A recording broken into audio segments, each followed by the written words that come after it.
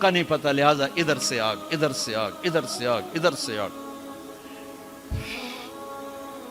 میں سر درد کا مریض ہوں، تھوڑی تھکاوٹ ہو شروع ہو جاتی، فاقہ شروع ہو جاتا، تو میں روزے رکھنے کے لیے مری چلا جاتا ہوں کہ بھئی چلو کوئی ٹھنڈک، روزے کا لمبا ہونا اور ٹھنڈک شاید اس کو کچھ وہ بیلنس کر دیتا ہے، تو میں کچھ 3-4 روزے پھر بھی چھوٹ جاتے ہیں لیکن اکثر پورے ہو جاتے ہیں۔ تو بھربن میں وہاں ایک جگہ میں ٹھہرتا ہوں، تو عصر کے بعد میں تھوڑا بیان کرتا ہوں معاشرت پر۔ تو پہلی دفعہ جب میں وہاں ٹھہرا تو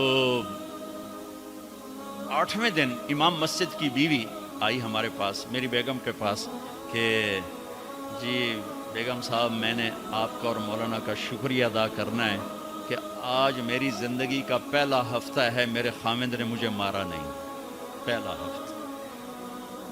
امام مسجد، امام مصلی پہ کھڑے ہونے والا، کہا پہلا زندگی کا ہفتہ ہے میرے خامند نے مجھے مارا نہیں، ورنہ میری ہر دوسرے دن پٹائی ہوتی تھی۔ اور 10ویں دن امام صاحب خود آ گئے، کہا مولانا صاحب ہمیں پتہ ہی نہیں تھا زندگی کیسے گزار، ہمارے جو ماحول میں تھا ہم وہی کر رہے تھے۔ کہ میرے بہنوئی نے میری بہن کی ایک دفعہ ٹانگ توڑی، ایک دفعہ بازو توڑا، اور عالم دین ہے، عالم دین ہے، ہمیں کسی نے یہ بتایا نہیں تھا، ہم نے زندگی میں پہلی دفعہ یہ باتیں آپ کے منہ سے سنی کہ زندگی کیسے گزار۔ تو فرحان کی زندگی فتوے سے نہیں چلے گی کہ میں مفتی نعیم کا بیٹا ہوں، یہ تو حسن اخلاق سے چلے گی، میٹھے بول سے چلے گی۔ میرے نبی حضرت عائشہ کو لقمے بنا کے کھلاتے تھے، کوئی اظہار عشق تھا، اللہ کی قسم اظہار تعلیم تھی، سکھایا کہ زندگی گزارنی کیسے۔ ان کو آٹا گوندھ کے دیتے تھے، چونکہ ابھی شروع میں ان کو آٹا گوندنا نہیں آتا تھا، تو آٹا گوندھ کے دیتے تھے۔ اور عرب بڑی بڑی بوٹیاں پکاتے تھے، تو حضرت عائشہ بوٹی اٹھا کے ایسے نوچتی اور پھر رکھ دیتی، تو اللہ کے نبی بوٹی اٹھا کر جہاں سے حضرت عائشہ نے نوچا ہوتا تھا وہاں سے نوچ کے دکھا کے کھاتے تھے۔ میرے رب کی قسم اظہار یہ ہمیں تعلیم دی ہے کہ زندگی کیسے گزاریں۔ پھر بڑے بڑے پیالے ہوتے تھے پانی پینے کے، چھوٹے گلاس نہیں، چھوٹا گلاس تو بخل کی نشانی، اب تو اور چھوٹے ہو گئے کہ کپ کو گلاس بنا دیا۔ میرے بچپن میں مجھے یاد ہے اتنا بڑا گلاس ہوتا تھا، اور ڈیرے میں جتنے مہمان ہوتے تھے، کچی سڑکیں ہوتی تھی، مہمان کوئی ہمارے رشتہ دار یا دوست نہیں، راہگیر مسافر ہوتے تھے، ہر مہمان کو دودھ پلایا جاتا تھا رات کو، چونکہ جانور زیادہ ہوتے تھے تو ہمارا اکرام زیادہ سے زیادہ یہی ہوتا تھا، تو ہم سارے مہمانوں کو دودھ پلاتے تھے۔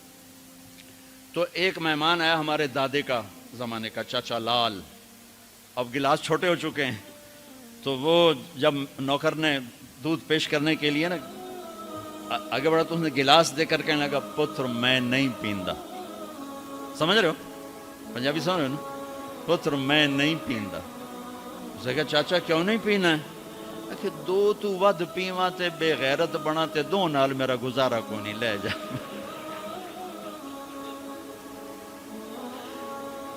تو بخل کا زمانہ آ گیا، چھوٹی چھوٹی گلاسیں آ گئی، تو بڑے بڑے گلاس ہوتے تھے، تو ہم عائشہ رضی اللہ پانی پی رہے ہیں، رکھ دیا، میرے نبی اٹھا کر جہاں حضرت عائشہ کے ہونٹ لگے ہوتے تھے وہاں ہونٹ رکھ کے پانی پیتے تھے۔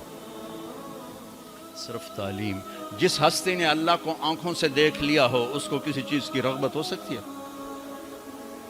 جنت بھول جائے گی جب اللہ اپنا دیدار کرائیں گے اور پھر پردہ پوشی فرمائیں گے تو کہیں گے یا اللہ جنت نہیں چاہیے، تو چاہیے، بس تجھے دیکھتے رہیں، بیٹھے رہیں تصور جانا کیے ہوئے از لذت دیدارش، خسرو چ تواں گفتن سر دادن و جان دادن نادیدہ رخ یارے۔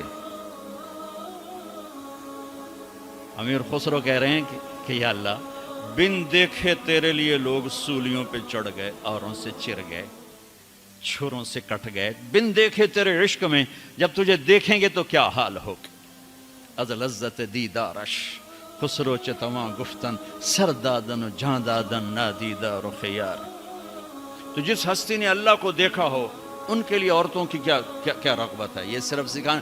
ایک حدیث سنا دے، ما تزوجت وما زوجت الا بوحی من السماء نزل به جبریل۔ لوگوں میں نے جہاں شادی کی، میں نے جہاں بیٹی دی، پہلے آسمان سے وحی آئی، پھر میں نے قدم اٹھائے۔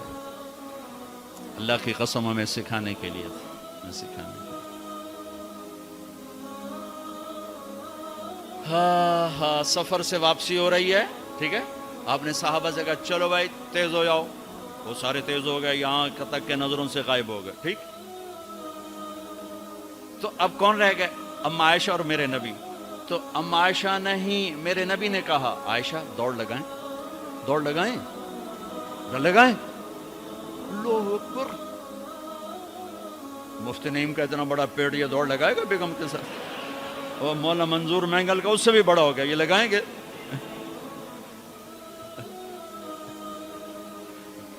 تو عائشہ دوڑ لگائیں، کہا جی لگائیں۔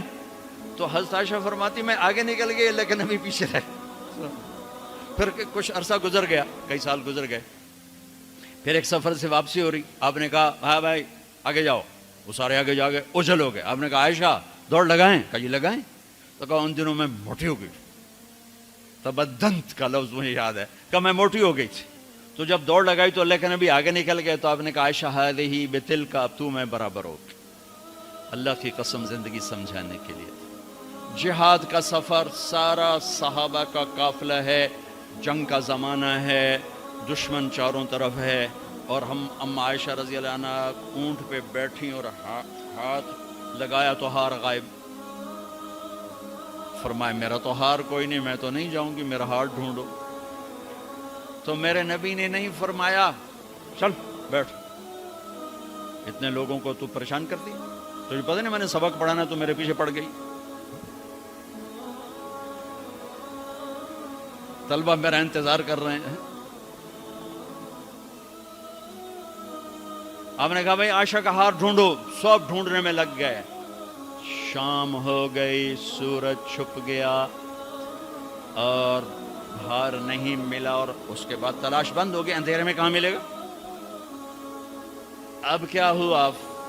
پانی رات کو عشاء میں ختم ہو گیا، فجر کی نماز کا وقت داخل ہونے والا ہو گیا، اور پانی کوئی نہیں، تیمم کی آیات نہیں اتری۔ لوگوں نے ابو بکر کو تانے دینے شروع کہ تیری بیٹی کی وجہ سے اب نماز کا کیا بنے گا۔ ابو بکر غصے میں آئے اما عائشہ کے خیمے میں، تو اللہ کے نبی گود میں سر رکھے سو رہے تھے، اب آپ تو باپ تھے، تو آ کر اب بول تو سکتے نہیں، اور چہرے سے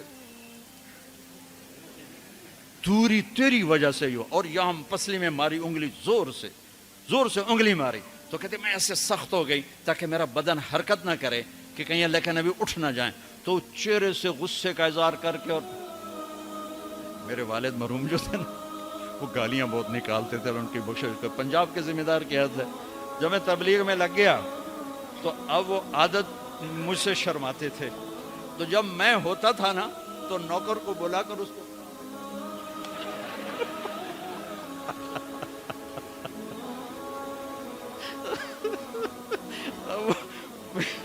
جوانی کی عادت بڑھاپے میں تو جا نہیں سکتی تھی، تو پھر وہ آہستہ آہستہ گالیاں نکال اپنا کوٹا پورا کر لیتے تھے۔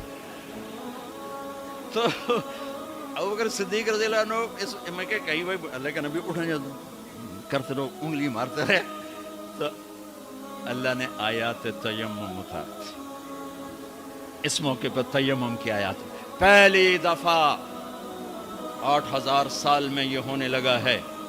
بھلا مٹی سے آدمی صاف ہوتا ہے اور گندا ہو جاتا ہے؟ اللہ نے کہا نہیں، فتیمم، چلو تیمم کرو۔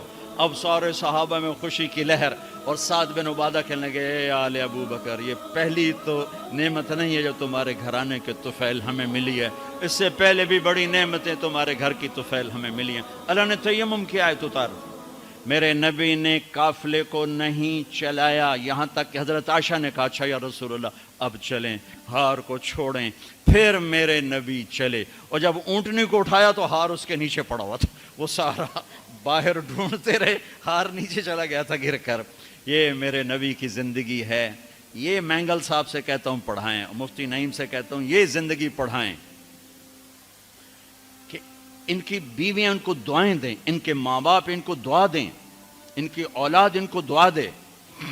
وہ باپ نہیں ہے جس کو دیکھ کے بچے ڈر جائیں، وہ تھانے دار ہے، تھانے دار بیٹھو ہے، وہ استاد نہیں جس کو دیکھ کے شاگرد ڈر جائے، وہ تھانے دار ہے۔